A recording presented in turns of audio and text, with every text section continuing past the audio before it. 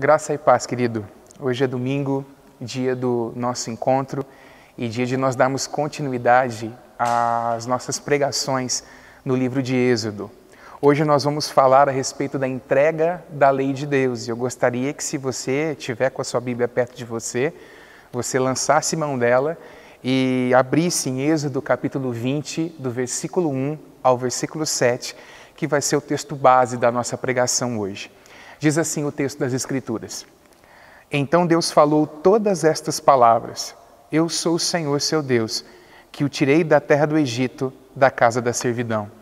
Não tenha outros deuses diante de mim.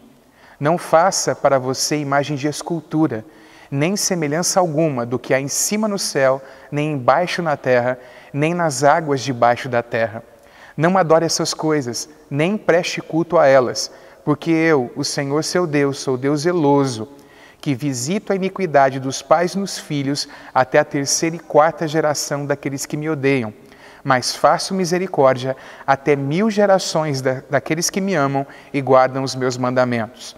Não tome o nome do Senhor seu Deus em vão, porque o Senhor não terá por inocente o que tomar o seu nome em vão.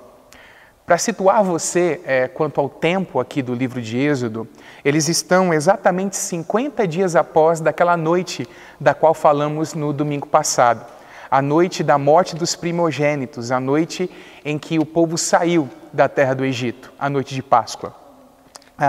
Nesse texto, Jesus dá ao povo um código moral que o povo deveria seguir, que é conhecido por nós como a lei, ou mais popularmente na nossa cultura de predominância católica, os 10 mandamentos.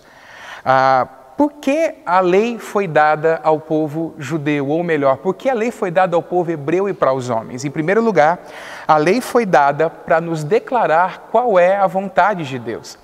Ela revela aquilo que Deus exige e aprova dos homens. Em segundo lugar, a lei foi dada para revelar a pecaminosidade do ser humano. Em Romanos capítulo 7, versículo 7, Paulo vai dizer o seguinte: Eu não teria conhecido o pecado a não ser por meio da lei. E um pouco antes, na mesma carta, nós podemos ler no capítulo 3, no versículo 20, porque ninguém será justificado diante de Deus por obras da lei, pois pela lei vem o pleno conhecimento do pecado. Talvez você pode levantar uma pergunta: então a lei na verdade não é boa? Não, não é o caso da lei não ser boa. A lei é santa, justa, espiritual e a lei é boa. Todavia a lei mostra e revela a verdade acerca do nosso coração. Mas se a lei foi dada para declarar a vontade de Deus e para expor a nossa pecaminosidade, a lei também foi dada para conduzir aquele que toma conhecimento dela a Cristo. Você pode, por exemplo, se lembrar do texto de Gálatas 3:24, onde o escritor, que também é o apóstolo Paulo, diz o seguinte: de maneira que a lei nos serviu de aio para nos conduzir a Cristo. Interessante falar acerca da figura deste aio da antiguidade. O aio era alguém que protegia a criança, ele não era alguém da família, mas ele protegia a criança de danos físicos e danos morais e geralmente conduzia a criança até a escola ou até o seu instrutor. Logo, a lei fazia exatamente esse papel para com o povo hebreu. A lei, ao revelar a pecaminosidade do homem, ela mostrava que o homem necessitava de um Salvador, então a lei conduzia o homem até o Senhor Jesus Cristo. Importante falar acerca da lei, que a lei não foi dada para salvar. Ninguém pode ser salvo guardando a lei, e isso nos é revelado dentro das Escrituras. A lei não foi dada para que o homem fosse salvo por intermédio dela. Se você olhar para o desenrolar dos acontecimentos no livro de Êxodo, você vai perceber que a lei é dada posteriormente à redenção do povo. E a redenção é tipificada, a nossa redenção, com a saída do povo do Egito. Logo, a lei foi dada após a redenção, então ela não é dada para salvar. Eu gostaria de falar também a respeito do relacionamento de Jesus Cristo com a lei. A gente encontra em Mateus capítulo 5, Jesus dizendo: Eu não vim a cancelar a lei, mas eu vim cumprir a lei. A palavra usada ali é revogar a lei, mas cumpri-la. Em Jesus Cristo a gente encontra o único que conseguiu cumprir toda a lei. E é interessante que uma das imagens que a Bíblia traz para nós a respeito de Deus e a respeito do próprio Jesus é de rocha. E se você se lembrar, a lei foi gravada em 2 tábuas de pedra. Só Jesus foi capaz de cumprir toda a lei. E em Deuteronômio capítulo 28 é dito para nós que haveriam recompensas, bênçãos ou maldições, dependendo se a pessoa guardasse a lei ou se a pessoa desobedecesse a lei. E se a gente olha para Jesus Cristo e para aquilo que Jesus fez na cruz por nós, a gente percebe que a maldição decorrente da quebra da lei foi colocada sobre ele no madeiro, como nos é revelado em Gálatas capítulo 3. E as bênçãos da lei alcançam as nossas vidas. Nós que estamos naquele, nós que fomos inseridos naquele que cumpriu toda a lei, que é o Senhor Jesus Cristo. Mas se a lei não foi nos dada para salvar, se Jesus cumpriu a lei, qual deve ser o nosso relacionamento com a lei de Deus? O cristão, ele deve cumprir a lei, ele deve se esforçar para guardar a lei. Na verdade, olhar para as Escrituras, nós lemos em Romanos capítulo 6 que nós estamos debaixo da graça e não debaixo da lei. Isso não significa que a lei deve ser desconsiderada por nós, mas significa que a lei ela serve hoje como uma instrução para os nossos passos e para a nossa vida. Um outro relacionamento que a gente pode dizer que o salvo, aquele que já foi alcançado pela graça de Deus, tem para com a lei de Deus é o fato de que no novo nascimento, a lei de Deus ela é imprimida dentro do nosso coração. No novo nascimento, o dedo de Deus que escreveu a lei naquelas tábuas de pedra, ele escreve no nosso coração as leis de Deus, elas são imprimidas dentro de nós. Isso é revelado para nós em Hebreus capítulo 8, versículo 10, que diz assim: porque esta é a lei que farei com a casa de Israel, depois daqueles dias, diz o Senhor. Imprimirei as minhas leis na mente deles e as inscreverei sobre o seu coração.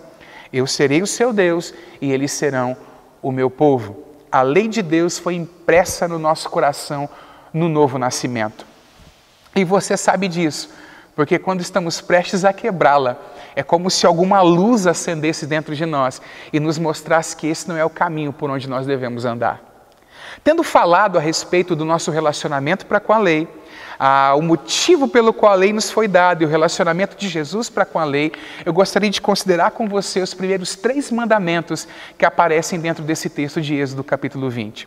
O primeiro deles é: não terás outros deuses diante de mim. Interessante que Deus diz para o povo: eu sou o Senhor teu Deus. E a palavra traduzida como Senhor é Yahvé. Quem ordena não termos outros deuses diante dele é o único Deus verdadeiro, o Deus autoexistente, aquele que existe por si mesmo. Esse mandamento fala para nós a respeito do fato de Deus desejar exclusividade. Deus não deseja que o coração do seu povo seja dividido, que as devoções dos corações da igreja de Jesus ou do povo de Israel naquela época estivesse dividido entre 2 senhores. Jesus fala a respeito disso no Sermão do Monte, que nós não podemos servir a 2 senhores, porque agradaríamos a um e aborreceríamos o outro. A nossa vida, ela se passa diante dos olhos de Deus. É por isso que o mandamento diz: não terás outros deuses diante de mim.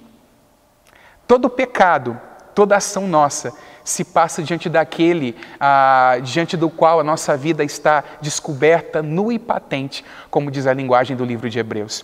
Então, o primeiro mandamento nos fala a respeito de Deus desejar exclusividade dentro da nossa vida e dentro do nosso coração.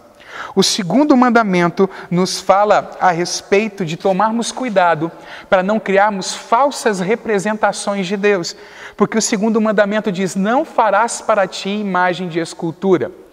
Talvez, como eu fiz no início da minha vida cristã, você deve ter pensado: bom, então isso significa que eu não posso ter imagem de animais ou de alguma outra coisa dentro da minha casa. Mas não é a respeito disso que o mandamento fala. Tanto que, posteriormente, Deus vai dar instruções para que querubins sejam esculpidos, por exemplo, e colocados em cima da Arca da Aliança no propiciatório. Aqui, o mandamento nos proíbe fazermos imagens de Deus para nos curvarmos diante delas, o que significa que seria um Deus criado pela nossa imaginação. Criar uma imagem de escultura de Deus significaria limitá-lo, porque a nossa mente limitada não consegue conceber exatamente quem Ele é.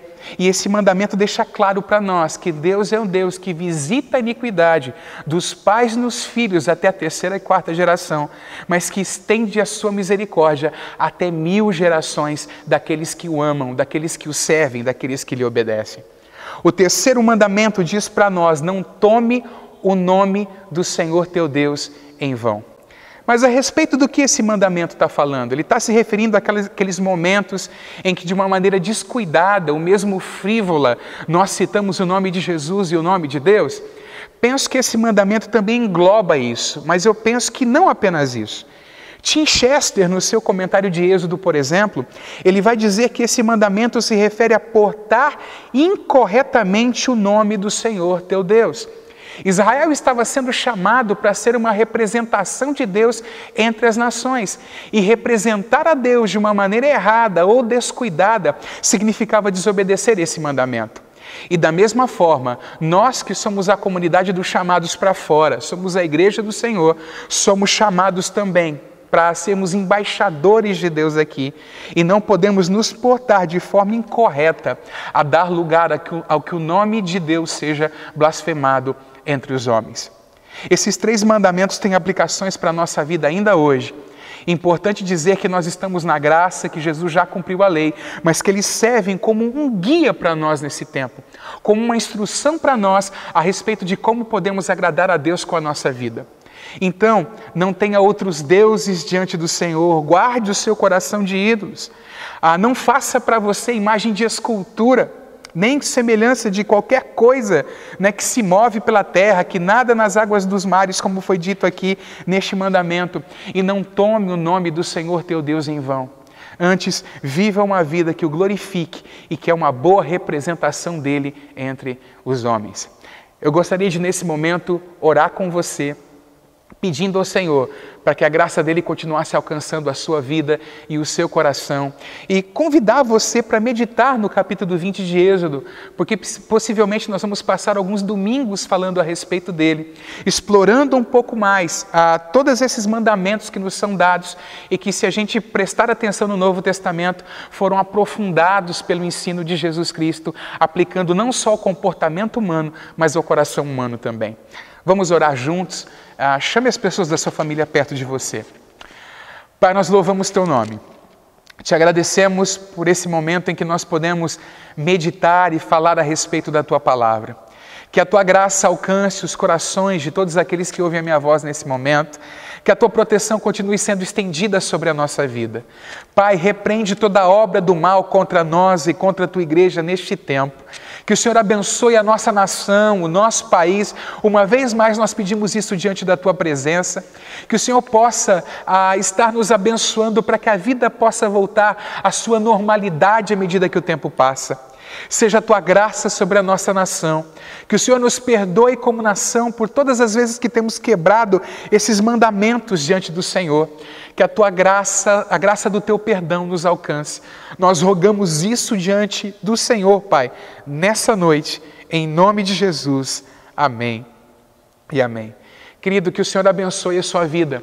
Se você ainda não fez isso, curta os canais com os quais nós temos contato com você nesse tempo. Você pode, por exemplo, ir até o nosso canal no YouTube, Igreja Batista Videira de Araçatuba, curtir, ativar o sino de notificação, e aí cada mensagem, cada devocional que é postado vai chegar para você e você vai poder ser edificado nesse tempo que a gente está longe. Deus te abençoe, saudade de você, em nome de Jesus. Que o amor do Pai, a graça do Filho, a comunhão e a consolação do Espírito Santo seja sobre a tua vida em nome de Jesus. Amém.